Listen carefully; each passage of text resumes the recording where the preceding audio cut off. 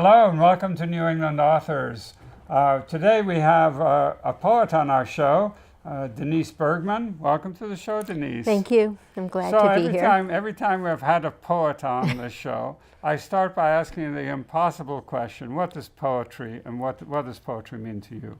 Oh dear, that is the impossible question. I think for me it's a way of exploring the world that I find in poems. I often ask questions, or let me say I could take the questions that I'm asking about things and explore it through poetry. And maybe it's poetry because it's not full sentences. Maybe it's as simple as that I can sort of collage together different ideas and make a whole answer, if it's possible to find an answer from parts, and that poetry allows that to happen. So when I went to school, I learned there was told there are two strands of American poetry: the Emerson and Poe. And Emerson was someone who was spontaneous, supposedly. Of course, we know from his writings that it wasn't quite like that.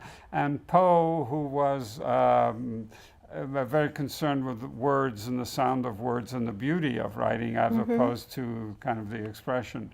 Where do you fit on that? I think maybe somewhere in the middle. Certainly for me, imagery is important, and certainly sound is very important. Yeah. It's important to me that you would read my poem on the page the same way that I would say it. So I'm often, as I'm working on something, I'm saying it out loud, I'm pacing it out, that to me is pretty important.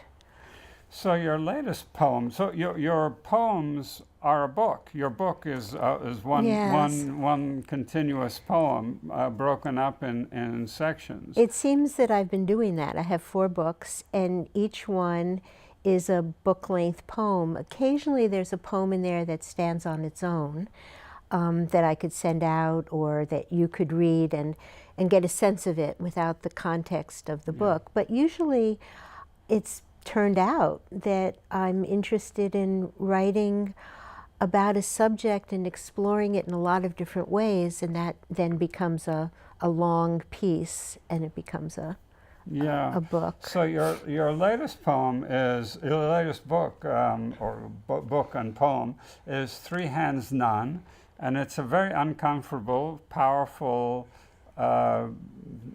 magnetic book about a sexual assault. What's the genesis of that? Well, a little more than 40 years ago, I was attacked in my bed in the middle of the night by a stranger who came in through the window. And over the years, I mean, you can imagine what that meant. Yeah. Over the years, I talked about it. I wasn't shy. My friends knew that it had happened, and people also knew how it affected my life and affected my decisions about my life. And then about, I don't know, 6 years ago, I decided to write about it.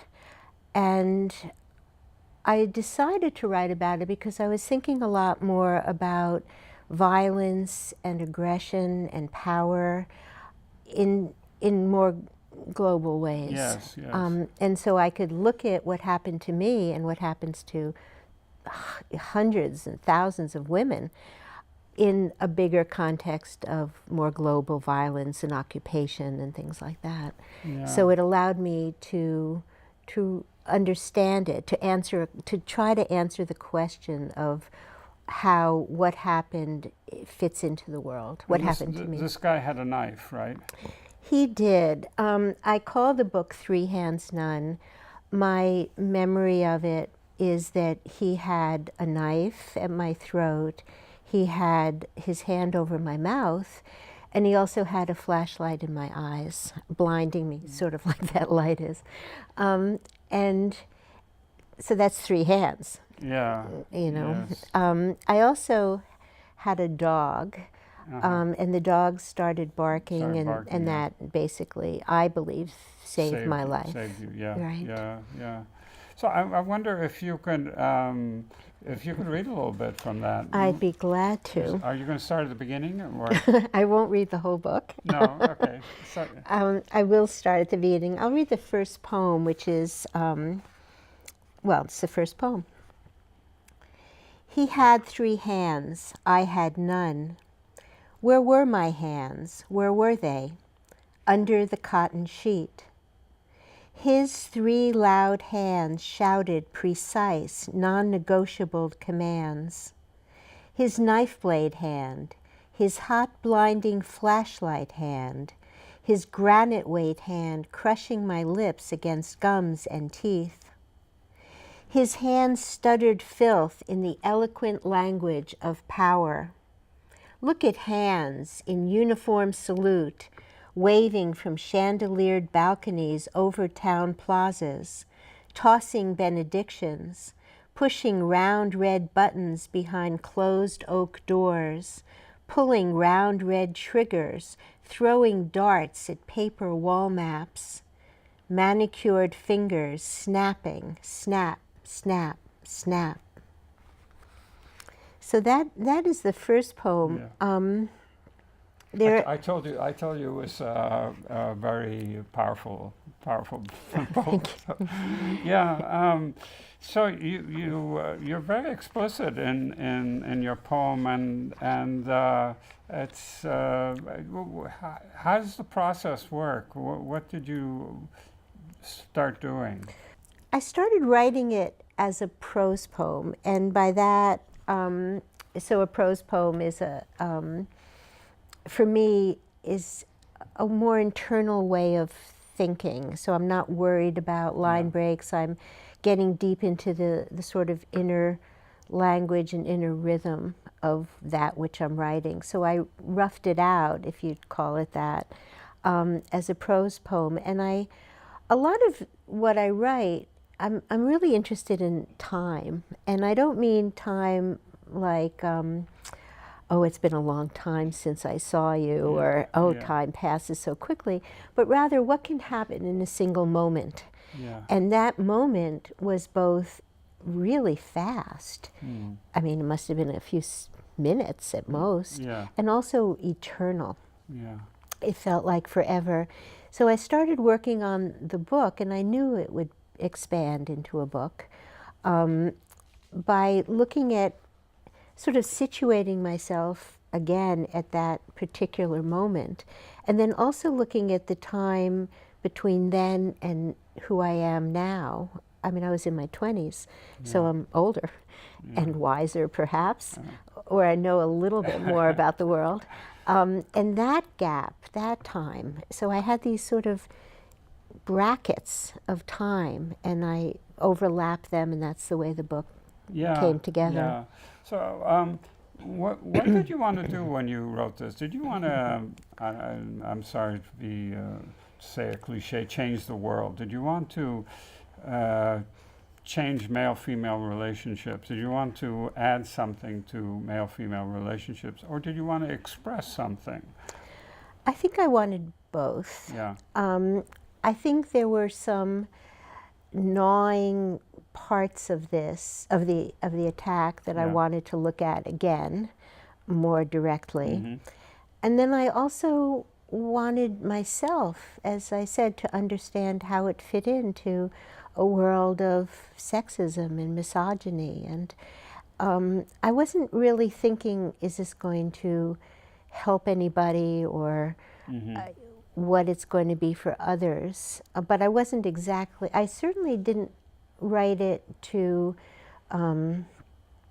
what's the word, to sort of heal or anything. That people ask me that. And that wasn't really my intent. It was really to try to understand. To understand, I see. This is New England Authors. We're talking with Denise Bergman. Thanks so much for being with us, and we're talking about her poetry. So you said earlier that this is a larger global issue of aggression. Can you elaborate on that? What do you mean? Well, I think about the ease in which countries invade or occupations happen, like in Palestine, or I mean, all the way from sort of global intrusions to personal intrusions, rape and assault. And that it's, and to say a cliche, it's sort of the norm. It goes unquestioned. And so the powerful, whether it's a rapist or a country, use their power to dominate, to subjugate, to humiliate, whatever it is, right? That's right. Yeah, and it's on this level and on a greater level. You want to read some more? I would love to, thank you. One of the themes that is in here is that because the flashlight was in my eyes, I didn't know who this person was. I really didn't see him. And as a result, I felt very vulnerable because here was someone who knew me, who knew something about me, who did something to me, and I didn't know who he was. So I have a couple of poems about that, and this is one when after I called the police, a couple of days later, they came with photos of men, and I hadn't seen him. You couldn't know, right. Photos of men, was it this one, that? I tell them I hadn't seen his face, the flashlight melted my eyes. Mugshots again, was it this one, that? I hadn't seen. Did I smell his breath, his underarm stench, his filtered or filterless? Did he smell me? He watched me. He locked my face, naked in detention. He knew who I was, knew me when I crossed the street, knows who I am, knows this is me, knows me. In the grocery aisle, he sees me stripped to less than essence. He held me down. The heft of his hand, the precise edge of his blade squeezed me, pierced me, emptied me of substance. I am not playing here with agency. This is what powerless is. Bare bones, nothing. Bare bones and muscleless, skeleton collapsed. Lunch became bread and water. Motion was turning my head to look at the door, watch the door. Thought was imploded chaos. Speech was a pageless lexicon. Sleep was a useless plan. Exhaustion buzzed like a swinging hive. My home, my skin locked me out. Breakfast was a sip of juice. Supper was bread and water. The week after, a fruit.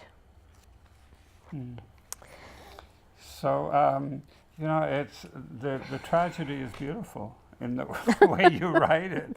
It's you kind of your words have transformed it in a way. Do you think that our world is right now on the cusp of a change that's happening? Patriarchy, the Me Too movement. Men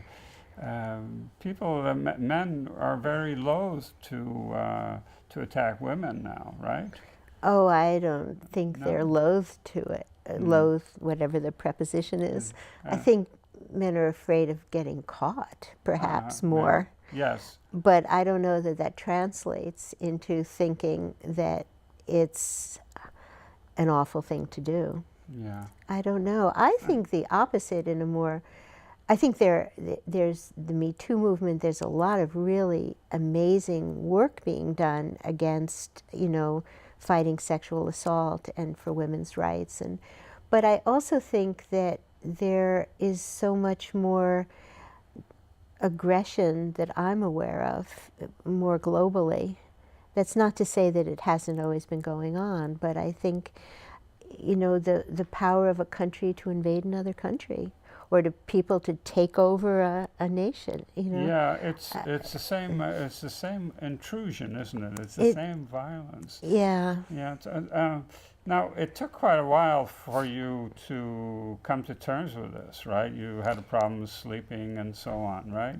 I did.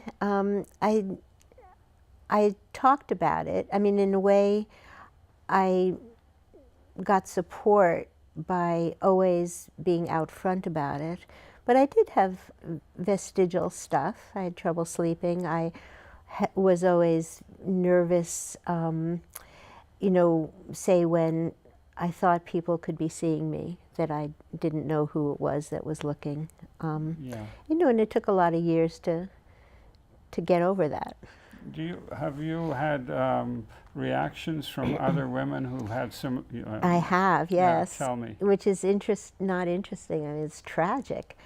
When the book came out, I sent a notice out to friends and colleagues, and I got some notes back with women writing about how something similar had happened to them. Either a home invasion or a rape. And then I gave a reading 2 weeks ago. The launch reading was at Porter Square Books, a terrific bookstore. Yeah. And after that, a number of people who were in the audience called or wrote to me about their reactions and how it hit home. And also, I don't know, appreciative. I think the word is appreciative that I had written about it in a way that they could, some people could identify with the sense of it and the feeling of it. Do you identify with women who said that they didn't come forward when they were sexually assaulted? Oh, I do entirely. Yeah. Of course. I think that's really hard. It's, I think, especially back then, there was such a taboo about talking about your body or your privacy like that. And also there was a lot of,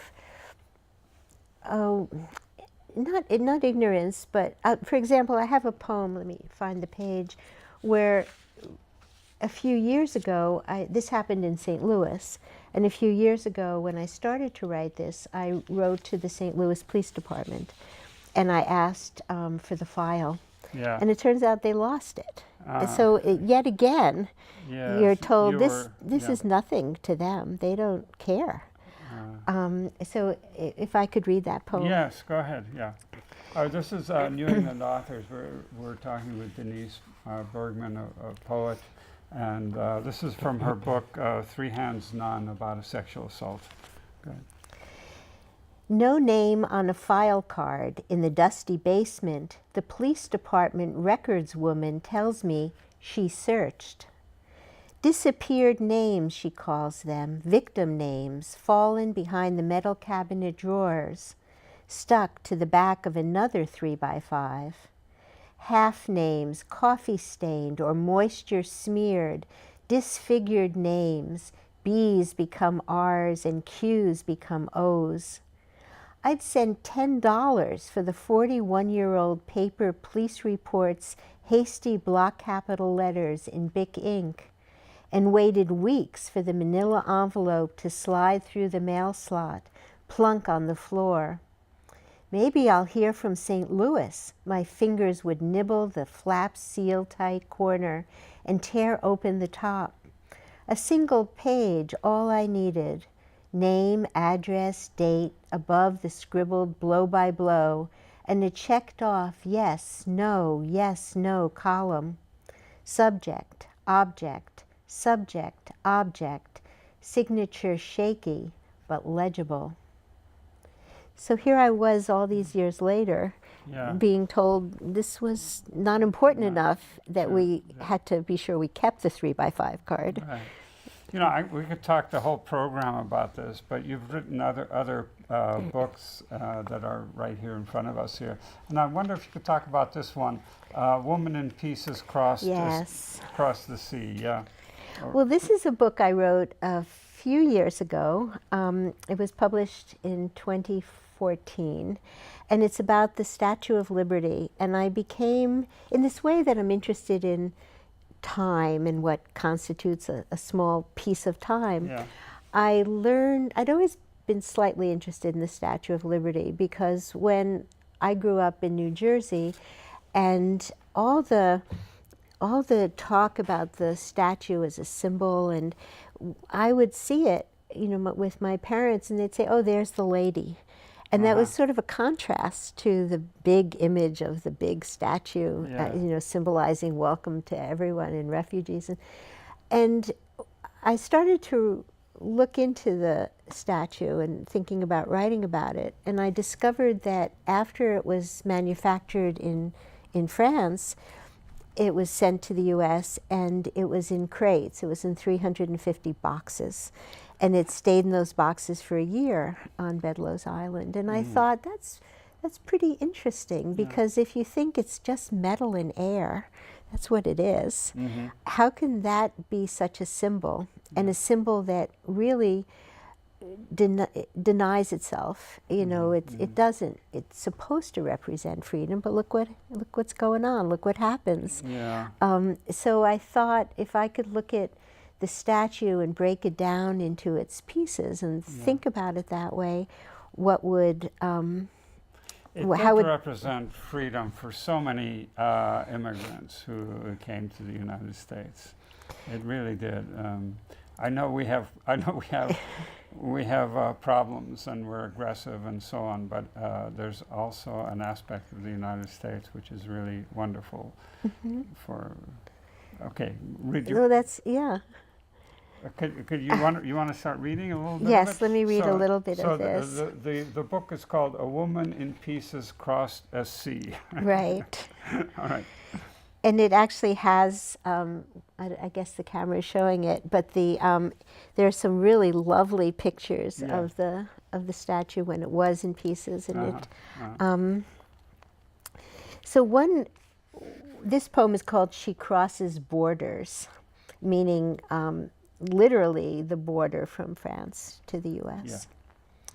On open shackle feet, she crosses long dotted lines, crosses sketch to object, ore to molten steel, hot to cold, small, medium, beyond large to huge, Norway, France, New York, land, sea, land, peace, whole, whole again to peace, ideal to real, then to now, full to hollow, mother to metal, flesh to hammered skin, adamant to a 5-inch sway in wind.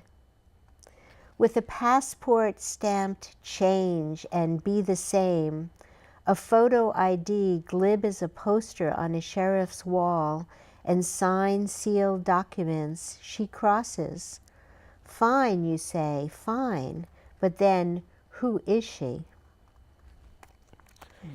So, were you talking about the history of this, or were you trying to bring this to today? I think both. Yeah. The statue was given to the U.S. to celebrate the end of the Civil War. Yeah. It wasn't originally about immigration. And I think I'm talking about it both ways. You know, in the end of the book, I look a little bit at what was going on in the U.S. when the statue was being reassembled. What year was that? It was 1886. 1886. Yes, it was originally supposed to be for the 100th year of independence, but they were late. Oh. So it was 10 years after that. So I thought it was. So it had to do with the Civil War. Yeah, it I did. didn't know that. I thought it was. It had to do with the end of slavery, and it was only after it was in the U.S. that it became a symbol of immigration. Yeah. And in part, that was because of Emma Lazarus's poem. Which won a. Yes. There were different contests and art shows to raise money for the pedestal, and that's why it was in boxes. There was no pedestal, and so she submitted a poem and she won a prize. And later on, the poem got lost, and then later on, it was put on there. So it was. It was also around the time of World War I that the government decided to use the statue to talk about immigration, and so it was more of a deliberate change. I see. Okay. I'm sorry. We have to. I want to move to your other book here, which is Seeing Annie Sullivan. And tell Yes. us who is Annie Sullivan? Annie Sullivan was the teacher of Hellen Keller. Hellen Keller was born blind. Well, she was blind enough. She was born sighted and hearing, but she lost it very early. Yeah. And Annie taught her, and she taught her basically everything, and they spent their whole lives together. Uh-huh. And what interested me about Annie Sullivan, I started by thinking maybe I'd write about Hellen Keller. And then I became interested in Annie, as I call her familiarly, because she really gave Helen the ability to travel through the world. And Hellen Keller was a socialist, and she was very active pacifist. And I thought it would be interesting to see who this person was who gave her the tools for Helen to develop the way she did. Yeah. Well, it's really so good to have you on the show. Thank you. This is New England Authors. We're recording here in Cambridge, Massachusetts, and we broadcast on stations around the area. We're sponsored by the Curiosity Foundation. Remember, watch locally. Thank you. Thank you.